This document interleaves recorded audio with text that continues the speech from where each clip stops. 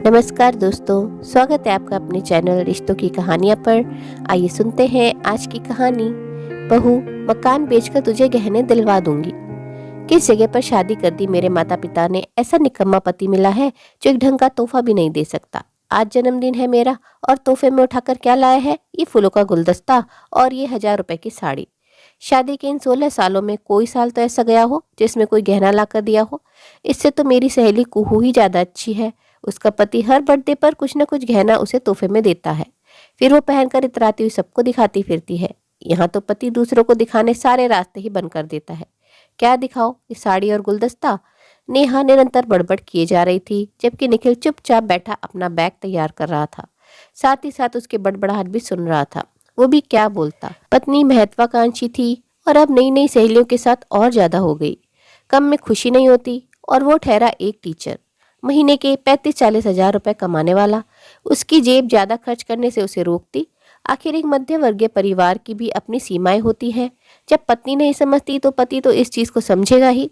निखिल की कोई इतनी तनख्वाह भी नहीं थी कि पूरे परिवार का खर्चा निकालने के बाद इतना पैसा निकाल पाए। दोनों बच्चों की पढ़ाई थी, अम्मा की दवाई थी, घर के खर्चे, रिश्तेदारी भी देखना होती थी। बच्चों की हायर स्टडीज के लिए भी कुछ तो जमा करके रखना था। आखिर मध्यम वर्गीय आदमी अपना हाथ खींचे भी तो कितना। और ऊपर सोने के भाव तो वैसे ही आसमान छू रहे हैं। और इधर पत्नी ऐसी थी जो अपनी सहेलियों को देख देख कर हमेशा उस पर दबाव बनाती कि वो उसे तोहफे में सोने के गहने ही ला कर दे। ये तक नहीं देखती कि उसका परिवार उसकी कितनी कद्र करता है। वो तो रात के 10 बजे ही सो गई थी। उसके बर्थडे के लिए निखिल और बच्चों ने मिलकर हॉल सजाया था। अम्मा जी ने अपने हाथों से गर्मा गर्म हलवा बनाया था। निखिल 10 बजे के बाद मार्केट जाकर खास उसके लिए केक लेकर आया था। सबको लगा था कि ये सब देखकर खुश होगी, पर नहीं। 12 बजे सबने उसे सरप्राइज दिया तो अपने तोहफों को देखकर उसने चिल्लाना शुरू कर दिया। सबके प्यार और दुलार को सिर्फ तोहफे के पीछे कुछ नहीं समझा। सबने प्लान कर रखा था कि आज कोई भी कहीं नहीं जाएगा, बल्कि घर पर रहकर नेहा का बर्थडे कुछ खास करेंगे। लेकिन नेहा के इस तरह के व्यवहार से सब लोग हैरान तो नहीं पर परेशान थे। हैरानी इसलिए नहीं हुई क्योंकि उन्हें पता था कि वो तोहफे में सिर्फ गहने सोचती है, पर परेशान इसलिए कि सबका मूड ऑफ हो चुका था। वो कभी घर वालों की भावनाएं नहीं देखती। इसलिए सुबह होते ही बच्चे पार्थ और मिनी चुपचाप अपने स्कूल चले गए और अब निखिल भी स्कूल जाने की तैयारी कर रहा था। अम्मा जी भी नाश्ते में मसालेदार खिचड़ी बनाकर अपने कमरे में माला फेर रही थी। जानती थी कि आज नेहा कुछ नहीं करेगी क्योंकि वो अभी भी बड़बड़ा रही थी। निखिल अम्मा जी के कमरे में गया और बोला, अम्मा मैं स्कूल जा रहा हूँ, तुम कुछ खाकर दवाई ले लेना। अम्मा जी ने एक नज़र निखिल की तरफ देखा। उसकी आंखें लाल हो रखी थी। साफ लग रहा था कि अपनी पत्नी के इस व्यवहार से वो शायद रो भी चुका है। अम्मा जी ने उसे शांत रहने के लिए इशारा किया, उसे अपने पास बुलाया। निखिल जाकर अम्मा के पास बैठ गया। अम्मा ने उसके सिर पर हाथ रखते हुए कहा, तूने कुछ खाया? अम्मा की बात सुनते ही निखिल की आंखों में आंसू आ गए। भूख नहीं है अम्मा, सब ठीक हो जाएगा, बस तू शांत रहे और अपने आप को मजबूत कर। मैंने मसालेदार खिचड़ी बनाई है, बच्चों के टिफिन में भी वही रख दी है, तू भी वही खा ले। रुक, मैं लेकर आई।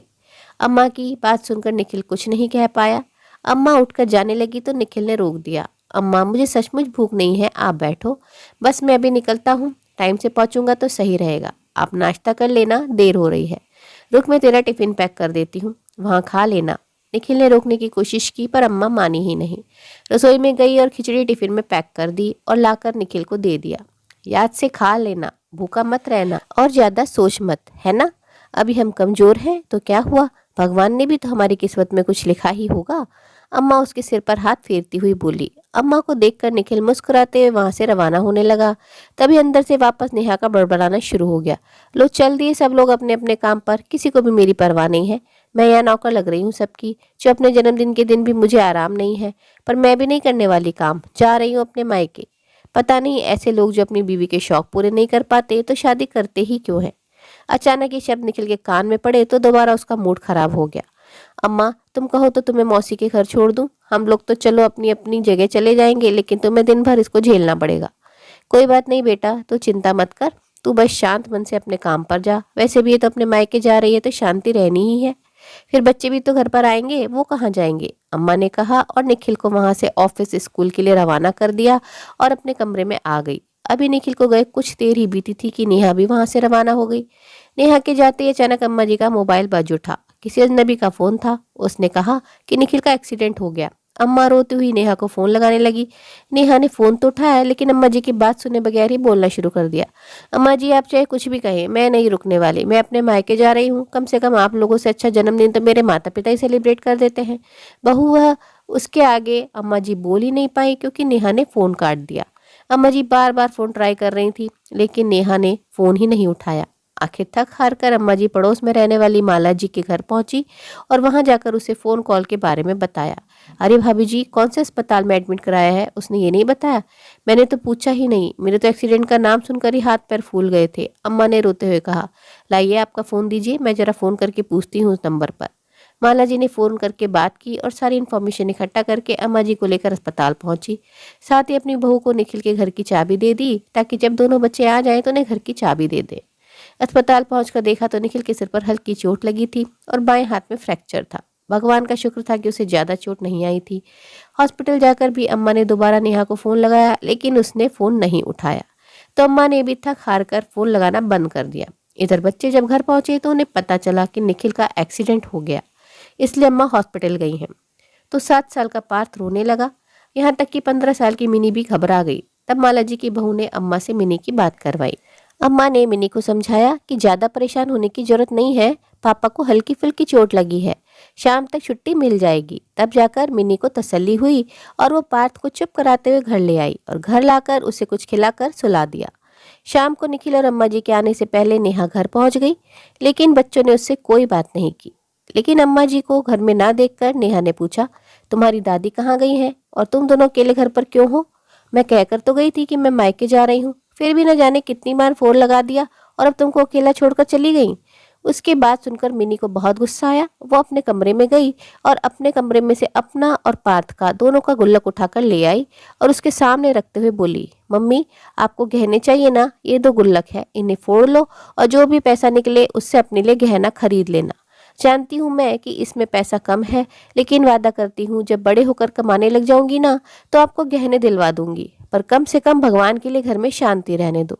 यूं हर समय पापा के पीछे मत पड़ी रहा करो। आज पहली बार नेहा ने मिन्नी को चिल्लाते देखा था और वह भी अपने पापा के पक्ष में। ये देखकर नेहा और ज्यादा तिलमिला गई। ओह, तो अब ये सिखाया जा रहा है तुम्हें मेरे खिलाफ? अरे एक औरत अपने पति से अपनी जरूरत के लिए नहीं बोलेगी तो किससे बोलेगी? तुम भी 15 साल की हो गई हो, क्या तुम्हें समझ नहीं है? अपनी माँ से बोलने की तमीज नहीं तुम्हें? तमीज की बात तो आप कीजिए ही मत मम्मी। हमने पूरी रात आपके लिए इतनी मेहनत की लेकिन आपको वो सब नहीं दिखा। आपको दिखा तो सिर्फ के तोहफे में सोने के गहने नहीं थे। आपकी सहेलियां क्या करती हैं हमें उससे कोई लेना देना नहीं, लेकिन आप क्या करती हो इससे हम सबको फर्क पड़ता है। आज पापा कितनी टेंशन में घर से निकले थे, रास्ते में उनका एक्सीडेंट हो गया और आपको अभी भी अपने तोहफे की पड़ी है। एक्सीडेंट? कैसे हो गया एक्सीडेंट? मुझे बताया क्यों नहीं? अम्मा आपको बार बार फोन लगा रही थी ना, आपने एक बार फोन उठाकर पूछना भी ठीक नहीं समझा कि वो फोन क्यों लगा रही थी? आपको ठीक लगेगा भी क्यों? आपको तो गहने चाहिए, पति से आपको क्या लेना देना? अपनी बेटी की बात सुनकर नेहा शॉक्ड रह गई। तब तक अम्मा और मालाजी निखिल को साथ लेकर वापस घर लौट आए। निखिल को देखते ही नेहा उसके पास दौड़ती हुई गई और बोली, अब ठीक तो है ना, ज्यादा चोट तो नहीं आई? लेकिन उसे देखकर निखिल ने कुछ नहीं कहा, बस अम्मा से ही बोला, अम्मा मैं आराम करना चाहता हूँ, कहकर वो अपने कमरे में चला गया। माला जी भी अपने घर रवाना हो गई, पर अम्मा नेहा से बोली, बहू तुझे पति नहीं गहने चाहिए ना, ये मकान बेचकर तुझे तेरे गहने दिलवा दूंगी, हम किराए के घर में रह लेंगे, पर मेरे बेटे को चैन से रहने दे। आज वो रोकर गया है घर से, सिर्फ तेरी जिद के कारण। एक बार उसके बगैर अपनी जिंदगी सोच कर देख, क्या तुम अकेली घर की जिम्मेदारी उठा लोगी? ऐसा तोहफा ही किस काम का जो किसी की जान पर ही बन जाए? अम्मा जी के इस सवाल से ही नेहा सिहर गई और रोती हुई अपने कमरे में आ गई और निखिल से बोली, मुझे कोई गहने नहीं चाहिए, तुम हो तो सब कुछ है, मुझे माफ कर दो। नेहा की बात सुनकर निखिल मुस्कुरा दिया। नेहा तुमने मुझे समझा वही बहुत है। हम मध्यम वर्ग के लोगों के अपनी एक सीमा होती है, हम कितनी ही कोशिश कर लें उसके आगे बढ़ ही नहीं पाते, बस और मुझे कुछ नहीं चाहिए। और आखिर निखिल ने भी नेहा को माफ कर दिया। उम्मीद है दोस्तों कहानी आपको जरूर पसंद आई होगी। कहानी के प्रति आप अपनी राय कमेंट बॉक्स में कमेंट कर जरूर बताएं।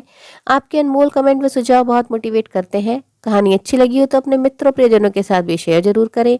आपसे अनुरोध है, अगर आप चैनल पर नए हैं तो ऐसी ही नई नई जीवन से जुड़ी कहानियां सुनते रहने के लिए चैनल को सब्सक्राइब जरूर करें। कहानी अंत तक सुनने के लिए आप सभी का दिल से बहुत बहुत शुक्रिया। तो फिर मिलते हैं अगली कहानी में, तब तक के लिए आप लोग अपना ध्यान रखिए, खुश रहिए, ऐसे ही कहानियां सुनते रहिए।